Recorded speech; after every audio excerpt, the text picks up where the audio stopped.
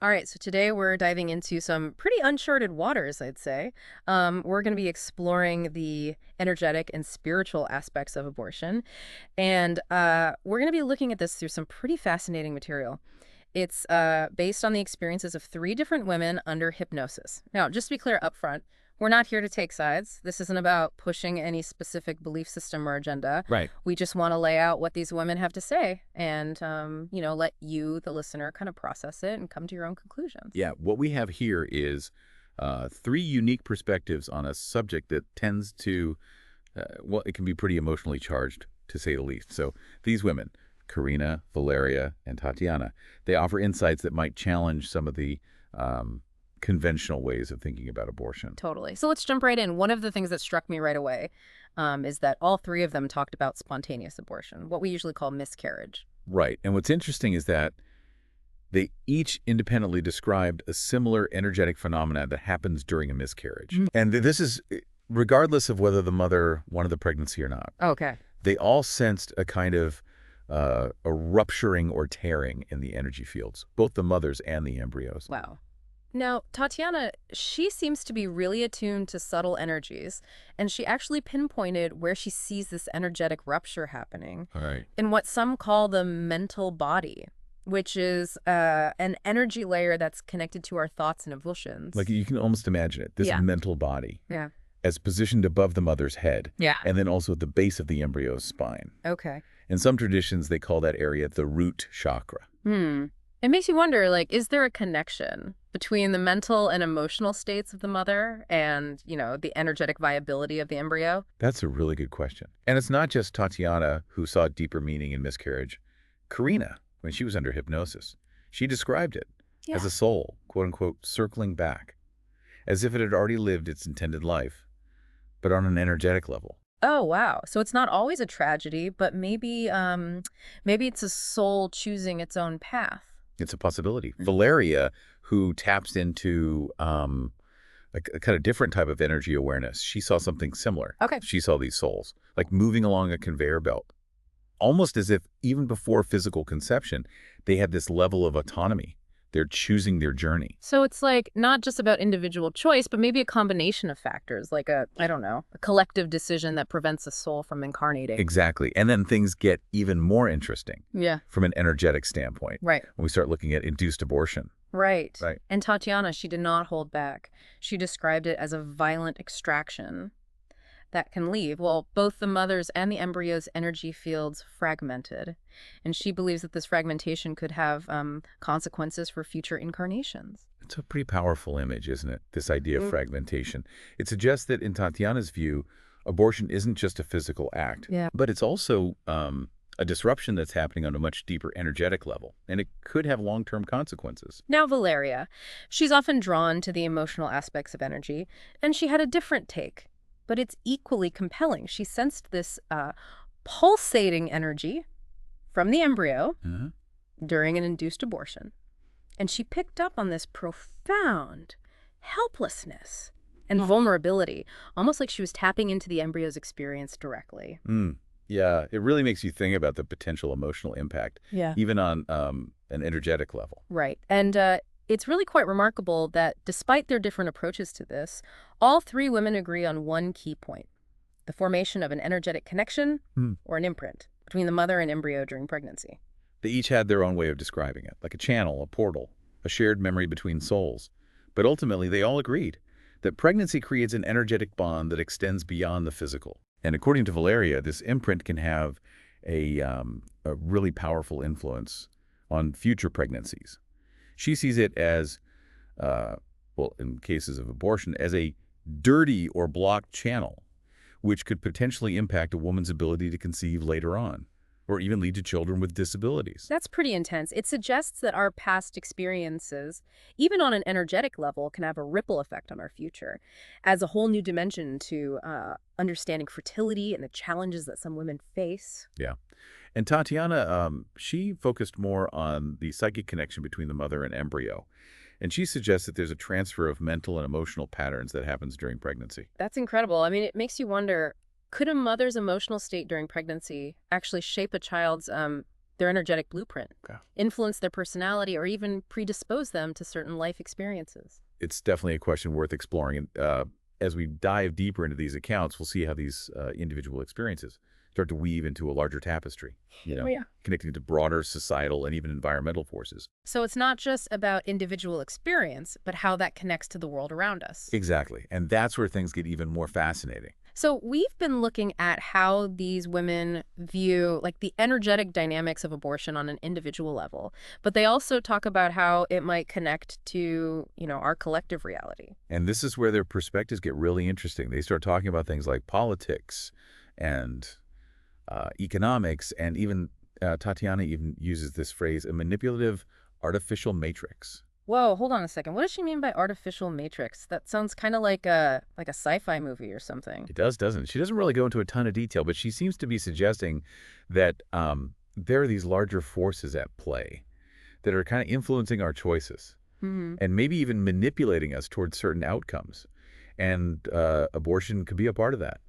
So there might be this like unseen agenda at work that we're not even aware of. Yeah, that's what she seems to be implying. Yeah. And Valeria, she kind of taps into this idea of collective energy, too.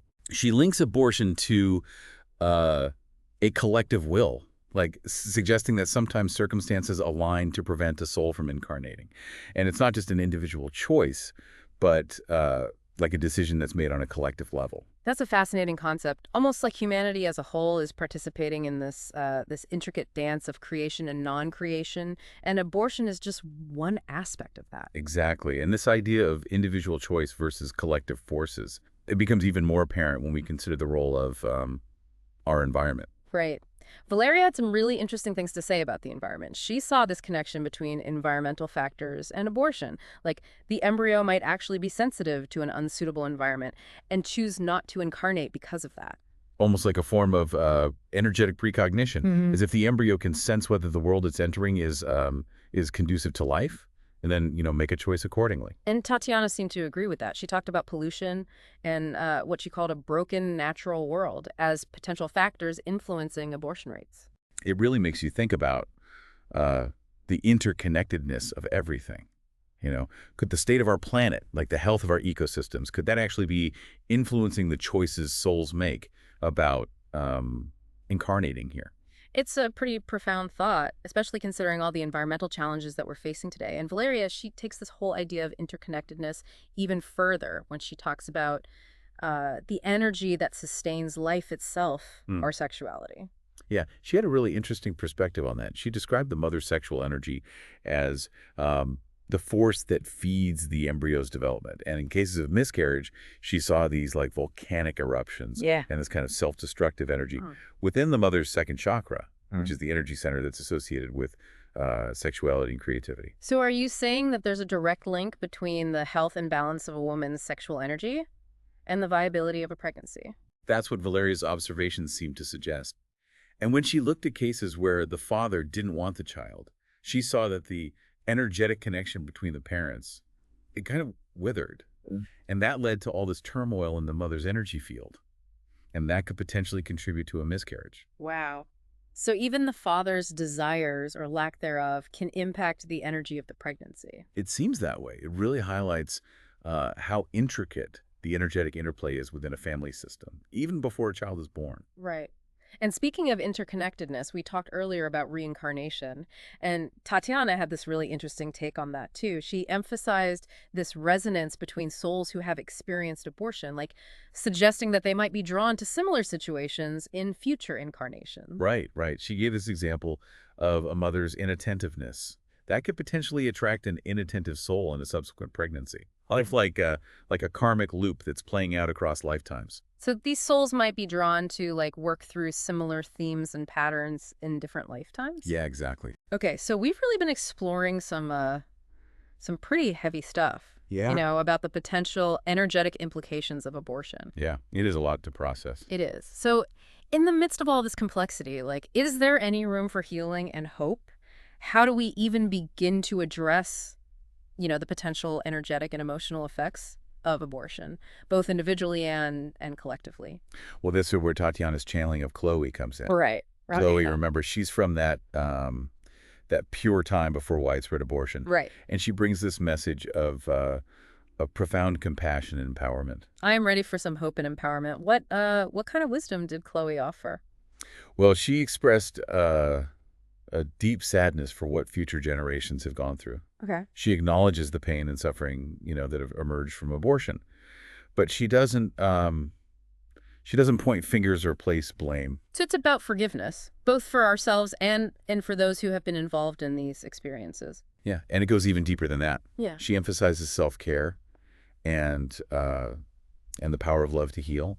She seems to be saying that healing starts with accepting ourselves. Yeah. And recognizing that we're all doing our best with the understanding we have, at any given moment. I love that she focuses on self-care. It's so easy to get caught up in guilt and regret, but Chloe reminds us that nurturing ourselves is essential for Right. healing and moving forward. Absolutely.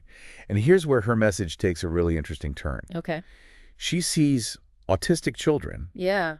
as embodying a new wave of consciousness, Hmm. a wave that brings a unique connection to nature and a potential for healing, the very rifts that we've been discussing. That's a fascinating connection. I've never thought of it that way. How does she see autism playing a role in this larger process of healing? She didn't get into specifics, but she seemed to be suggesting that autistic individuals, with their heightened sensitivity and often deep connection to the natural world, that they might hold a key to restoring the harmony that's been disrupted. That's beautiful. It's like they're here to help us remember who we really are, to reconnect with our core essence and with the earth itself. Right. And it all circles back to that theme of interconnectedness. How individual experiences can ripple outward Mm-hmm. and influence the collective. Wow. This deep dive has been a whirlwind of information and insights. It's amazing to consider that the energetic effects of abortion might reach far beyond our usual understanding. Yeah. From the mental body and karmic patterns to environmental factors and collective will. There's a whole unseen world potentially influencing this experience. It's remarkable how these women's accounts, they kind of converged. Yeah. Despite their different backgrounds and approaches to hypnosis, they came to some really similar conclusions. Yeah. They paint this picture of abortion as an event with profound energetic and spiritual dimensions. And while some of what they shared might seem, kind of far out, it definitely challenges us to open our minds Right. to the possibility that there's more to life than what we see on the surface. Maybe like the women in Tatiana's vision, we can tap into our own inner wisdom to heal ourselves and create a more harmonious world for future generations. It's definitely given me a lot to think about. Me too. As we wrap up this deep dive, I keep coming back to this question Okay. that's inspired by Chloe's message. Hmm. Could our individual choices, especially when it comes to pregnancy and abortion, be more deeply intertwined with the collective good than we realize? And if so, how does that change the way we approach these very personal decisions? That's a question worth pondering, I think. Food for thought for sure. Thanks for joining us on this deep dive into the unseen world of abortion. Until next time, keep exploring, keep questioning, and keep diving deep into the mysteries of life.